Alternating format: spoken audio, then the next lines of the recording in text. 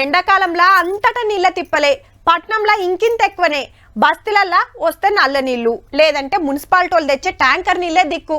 ఒక్కపారే డ్రమ్ములల్లో నింపి పెట్టుకుంటారు. ఇక ఇండ్లల్లో బోర్లు చక్కగా పోయాక ట్యాంకర్లు తెప్పించి పోసుకునేటోళ్ళు బొచ్చడు మంది.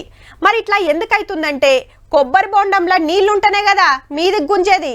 ఎండాకాలంలో మన బోర్లు కూడా గట్లనే అవుతున్నాయి. గా తిప్పలు తప్పియాలనే గీ ఉపాయం చేసిండ్రు.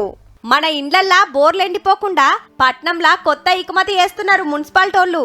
పార్కులల్లా ఆక్సిఫర్ ఇంజెక్షన్ బోర్లేసి మన బోర్ల గ్రౌండ్ వాటర్ పెంచుతారట. సెంటరోల్ తెచ్చిన అమృత్ స్కీమ్ కింద ఆల్రెడీ పనులు చాలు చేసిండ్రు. ఖైరతాబాద్, షేర్లింగంపల్లి, సికింద్రాబాద్, ఎల్బీ నగర్, సైనిక్పూర్ జోన్లల్లా ఏరియాకు ఓ పార్కు లెక్కన 5 పార్కులల్లా గీ పనులు చేస్తున్నారు.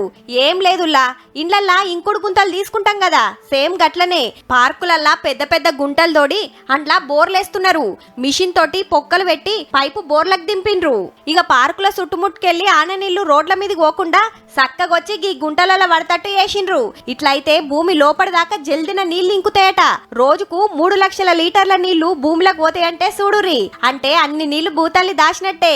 అట్లా దగ్గర పట్లున్న ఏరియాల భూమిలో నీళ్లు పెరుగుతాయి. ఎండాకాలంలో బోర్లెండిపోయే తిప్పలుండవన్నట్టు.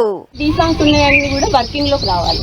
ఇంకొకటి ఏ బోర్వెల్ అయితే లోపలికి వాటర్ కొంతవరకు మనకు ముందు పైకి వచ్చేస్తుంది. సో ఈ ఇంపాక్ట్ స్టడీని కూడా ఇప్పటికిప్పుడు అయ్యేది కాదుల్లో.